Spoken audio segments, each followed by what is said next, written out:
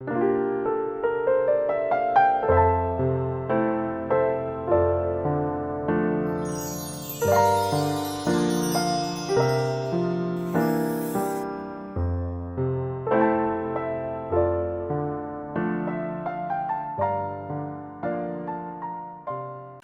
9장 32절에서 43절 말씀을 교독합니다.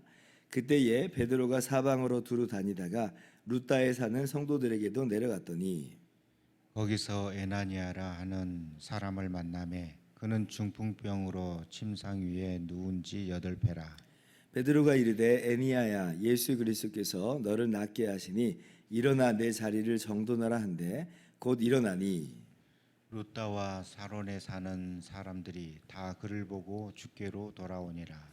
요바에 다비다라 하는 여제자가 있으니 그 이름을 번역하면 도르가라. 선행과 구제하는 일이 심히 많더니 그때 병들어 죽음에 시체를 씻어 다락에 누이니라. 루다가 요바에서 가까운지라 제자들이 베드로가 거기 있음을 듣고 두 사람을 보내어 지체 말고 와달라고 간청하여 베드로가 일어나 그들과 함께 가서 이르매 그들이 데리고 다락방에 올라가니 모든 과부가 베드로 곁에 서서 울며 도르가가 그들과 함께 있을 때에 지은 속옷과 겉옷을 다 내 보이거늘 베드로가 사람을 다 내보내고 무릎을 꿇고 기도하고 돌이켜 시체를 향하여 이르되 다비다야 일어나라 하니 그가 눈을 떠 베드로를 보고 일어나 앉는지라. 베드로가 손을 내밀어 일으키고 성도들과 과부들을 불러들여 그가 살아난 것을 보이니 온 요파 사람이 알고 많은 사람이 주를 믿더라. 베드로가 요바에 여러 날 있어 시몬이라는 무도장이의 집에서 머무니라. 아멘. 할렐루야. 하나님의 크신 은혜와 평강이 오늘도 변함없이 여러분 가운데 가득 넘치기를 주님의 이름으로 축원합니다. 오늘 말씀은 이제 다시 베드로 사도의 행적에 주목을 합니다. 사도 베드로는 이 사마리아 교회 설립에 있어서 중요한 역할을 감당을 했었죠. 이 베드로 사도가 이 사마리아 성도들을 위해서 기도하고 안수할 때에 성령께서 사마리아 성도들에게 동일하게 임하심으로 이 사마리아 교회도 유대인들의 교회와 마찬가지로 그리스도의 한 몸이다. 그래서 이제 더 이상 유대인이나 사마리아인이나 그리스도 안에서 그 어떤 차별이 없음을 그 사건 통해서 밝히 나타내어 주셨습니다. 그 일에 이제 쓰임 받은 사람이 바로 이 사도 베드로였던 것인데, 이 베드로는 이제 주님 안에서 이 사마리아인뿐 아니라 이방인들도 유대인과 이 차별이 없다라고 하는 것을 이제 성령께서 알리실 때, 하나님께서 알리실 때도 똑같은 역할을 수행을 합니다. 그래서 이제 사도 바울에 의해서 우리가 이방인 선교가 이렇게 아주 활발하게 이루어진 건 잘 알고 있잖아요. 그런데 그 이방인의 선교, 이방인의 교회라고 하는 그 문을 활짝 이제 연 사람이 누구냐면 바로 사도 베드로입니다. 오늘 본문부터 바로 그 이야기가 진행되는 거예요. 그래서 내일 10장에 나오는 이방인 고넬료 그 사건이 이제 바로 그것을 의미하는 것이고, 오늘 본문은 이제 그에 앞서서 베드로가 왜 예루살렘에 있지 않고 지금 고넬료가 사는 곳에서 한 50km 정도 떨어져 있는 요바에 있게 됐는지 그 배경을 지금 제공하는 그런 본문입니다. 스데반의 순교가 있었을 때, 그로 인해서 이제 박해가 있었을 때는 이제 사도들은 예루살렘에 남아 있었죠. 이렇게 박해를 피해서 성도들은 다 동네로 막 여기저기로 흩어지는데 사도들은 예루살렘에 남습니다. 아마도 이제 막 시작하는 교회가 흔들릴 수 있으니까 중심을 딱 잡아주는 그런 의미에서 예루살렘에 남아 있었던 건 아닌가, 우리가 이렇게 생각을 한번 해볼 수 있는데요. 근데 그렇다고 이제 마냥 이제 사도들이 계속 예루살렘에 있었던 것은 아니고요. 어느 정도 아마 상황이 좀 진정된 이후에는 이제 오늘 32절을 보니까 베드로도 유대의 여러 지역을 이렇게 순방을 합니다. 아마도 이제 흩어진 박해를 피해서 흩어진 성도들을 돌보고자 하는 그런 의도라고 우리가 볼 수가 있어요. 그러니까 내 양을 먹이라, 주님께서 베드로에게 말씀하신 것처럼 그 베드로는 주님 말씀에 순종하여서 신방을 하고 있는 것입니다. 한마디로 박해를 피해서 흩어졌는데 얼마나 좀 위로가 필요하겠어요. 얼마나 좀 격려가 필요하겠어요. 생활의 터전들 다 내려놓고 오직 신앙 하나 가지고 지금 흩어진 거예요. 그러니까 그들에게 찾아가서 주의 말씀으로 격려하고 또 위로하고 하면 아마 이제 그들의 신앙이 더욱더 단단해지고 성장하고 성숙하는 그런 일이 있었을 거라 우리가 생각을 해볼 수가 있겠죠. 자, 그런데 이제 그 중에서 특별히 애니야라 하는 사람에게 이제 하나님의 큰 위로가 주어집니다.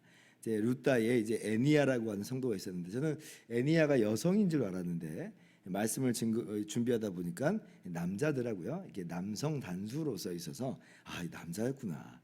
이제서야 좀 알게 됐습니다. 근데 이제 이 사람이 뭐 남자고 여자고는 중요한 게 아니고 8년간 중풍병을 앓고 있었던 이 사람이에요. 그리고 중풍병 하면 딱 떠오르는 사건이 있죠. 가버나움에서 예수님께서 이 땅에 계셨을 때 가버나움에서 중풍병자를 사람들이 데리고 예수님께로 나오잖아요. 네 사람이 중풍병이 그 침상을 가지고 이제 나오는데 사람이 너무 많으니까 지붕을 뜯어가지고 예수님 앞에 그렇게 달아내리는 이제 그런 일이 있었습니다. 그때 예수님께서 그 중풍병자를 향해서 일어나 너의 상을 가지고 집으로 가라 이렇게 말씀하셨어요. 그러니까 그 즉시로 이 사람이 일어나는 그런 기적이 있게 됐습니다. 예수님께서 고쳐주신 거죠. 자, 마치 그 사건의 재현과도 같은 일이 벌어져요. 베드로 사도가 이 중풍병자인 애니야를 그렇게 고쳐줍니다. 34절에 보니까 차이가 딱 하나 있는데 유일한 차이는 뭐냐면 베드로 자신이 이렇게 고쳐준다 이렇게 말하는 것이 아니고 예수님께서 너를 낫게 하신다라고 이제 말씀하시죠. 고치는 주체가 베드로가 아니라는 거예요. 예수님이 고쳐주신다. 그렇게 이제 내 자리를 정돈하라 일어나라 하니까 이 애니야가 일어나서 고침받아요. 그러니까 이 소문이 쫙 퍼졌겠죠. 그래서 이곳에서 또 많은 사람들이 예수님을 믿게 되는 그런 일이 있게 되었습니다. 자, 그리고 이제 루다에서 북서쪽으로 한 20km 떨어진 곳에 요빠라고 하는 도시가 있는데 이제 거기에도 이제 베드로가 지금 루다에 머물고 있다는 소문이 들렸습니다. 아마도 이제 이 애니야를 고친 사건이 아마 쫙 퍼졌을 거니까 정말 너무 놀랍다라고 하는 그런 것이 아마 여기 이 동네 저 동네로 다 퍼졌겠잖아요. 그래서 이제 그 요빠에 있는 성도들이 이 베드로 사도를 또 급하게도 오라고 합니다. 왜 오라고 하냐면 지금 다비다라고 하는 번역하면 이름을 또 도르가라고도 하는 이 여제자가 죽었다는 거예요. 죽었는데 근데 왜 베드로 사도를 부를까? 좀 궁금하긴 합니다. 다시 살려달라고 부르는 걸까? 아니면 그냥 안타까운 마음에 부르는 걸까? 우리도 그렇잖아요. 또 성도님께서 소천하셨을 때에 이제 목사에게 제일 먼저 알려주시잖아요. 이제 그래서 와서 주의 말씀을 함께 나눠주시고 또 그 안에서 하나님 나라의 소망을 품게 되기를 바라는 마음으로 그렇게 목사를 부릅니다. 그래서 이 장례가 나게 되면 목사들은 지체하지 않고 달려가죠. 저도 이번에 우리 교회 장례가 있었는데 바로 병원까지 가서 어르신이 이제 돌아가시니까 이제 배우자 되시는 분도 연세가 많으시니까 어떻게 좀 약간 힘들어하시지 않을까라고 하는 마음 때문에 지체하지 않고 또 병원도 가까우니까 저도 이제 달려갔었어요. 어쨌든 이제 베드로가 요빠에 도착을 했습니다. 사람들이 많이 막 울어요. 이 다비다라고 하는 여자가 이 죽은 것이 슬프다는 거죠. 이게 도르가가 어떤 일을 해왔냐면 선행을 아주 많이 하고 구제도 많이 하고 특별히 이제 과부들을 많이 섬기고 돌보는 것처럼 보입니다. 여기 지금 뭐 요빠에 있는 성도들도 부활에 대한 소망을 분명히 갖고 있었겠죠. 예수님께서 부활하심을 알고 있고 우리도 주님 안에서 부활 생명으로 다시 살아나게 될 것을 분명히 알고 있을 텐데도 불구하고 이렇게 우는 거예요. 다비다가 지금은 그 영혼이 하나님의 품 안에 주님의 품 안에 있음을 알면서도 우는 겁니다. 여러분 그래서 우리 성도들이 장례 가운데 또 눈물을 보이는 것, 슬퍼하는 것 충분히 가능한 일입니다. 오늘 성경에서도 이제 그런 장면을 보니까요. 그리고 그것이 또 괜찮습니다. 근데 한편으로는 또 이런 생각도 해봐요. 또 그렇게 울어주는 사람이 있는 게 또 그 인생이 참 잘 살았다라고 하는 어떤 표시가 아닐까 이런 생각도 한번 좀 덜어 해봐요. 예를 들면 내 장례식인데 아무도 슬퍼해주지 않아, 아무도 아쉬워하지 않아. 그러면 그렇잖아요. 물론 이제 우리가 주님의 품에 안겼겠지만, 내가 내 인생을 좀 잘못 살았구나 이런 생각도 아마 좀 해볼 수 있지 않을까 싶어요. 저도 만약에 저도 똑같이 이제 주님의 품에 안길 때가 올 텐데, 좀 울어주는 사람이 있었으면 좋겠다. 그러면 그래도 내가 조금 그래도 열심히 살긴 했구나. 아마 이런 생각을 좀 하지 않을까, 이런 생각을 좀 해봐요.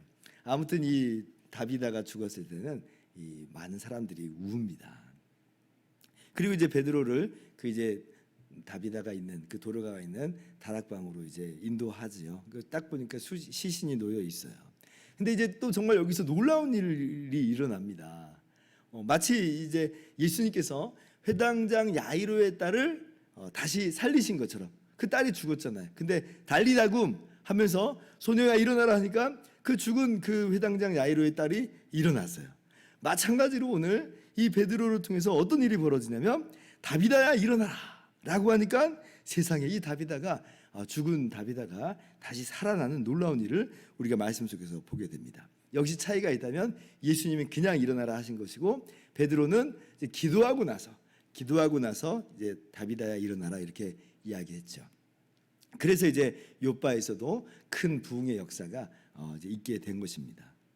이런 놀라운 이제 기적의 일들을 보면 또 다른 사람도 아니고 예수님도 아니고 이 우리와 똑같은 이 사람에 의한, 이 베드로에 의한 이런 기적이 일어나는 걸 보면 우리도 그런 마음이 좀 오늘날 들 수 있겠습니다. 우리한테도 이런 좀 기적이 일어났으면 좋겠다. 왜 그래요? 우리 모두가 죽음을 경험하지 않는 가정이 없습니다. 사랑하는 가족이 다 세상을 떠나고 우리 곁을 떠나는 그런 이별의 시간이 있어요. 물론 우리도 다 알잖아요. 이게 잠시 동안의 이별이라는 걸 너무나 잘 알지만, 근데 그 잠시 동안의 이별이라는 것도 너무나 슬픈 거예요. 그래서 하나님께서 정말 다시 살려주시면 얼마나 좋을까라고 하는 마음이 우리도 번뜩번뜩 이제 들어요. 그죠?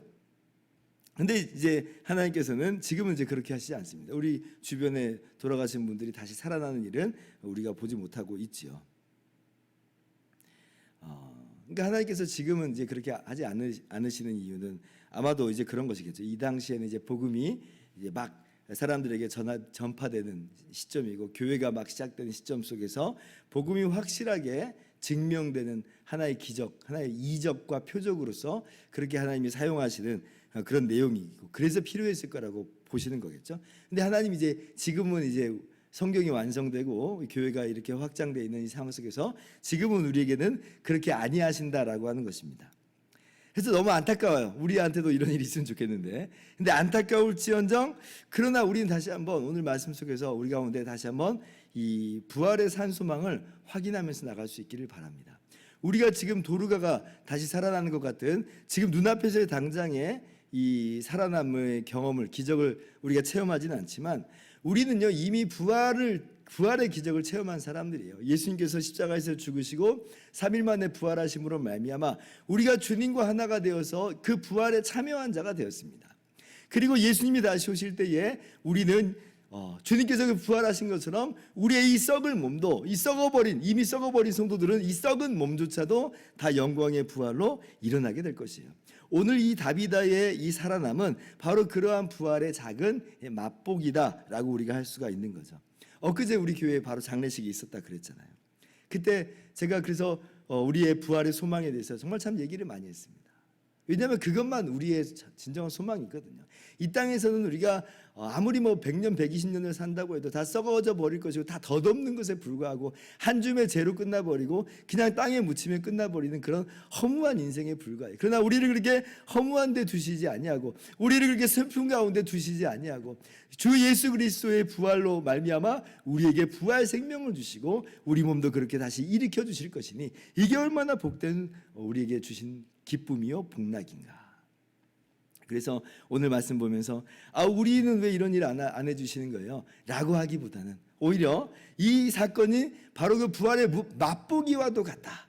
마치 중풍병자가 일어나는 것과도 같은, 마치 죽은 자가 다시 살아나는 것 같은, 그것보다도 더 놀라운 이 부활의 순간이 우리 가운데 이미 예수 그리스도 안에서 주어졌고 그리고 장차 우리 가운데 나타날 것을 오늘 말씀을 보면서 다시 한번 마음까지 새기는 시간이 됐으면 좋겠어요. 그래서 우리도 역시 마찬가지로 기쁨 가운데 그리고 그 산 소망 가운데 기대하면서 나가실 수 있기를 주님의 이름으로 축원합니다. 기도하겠습니다.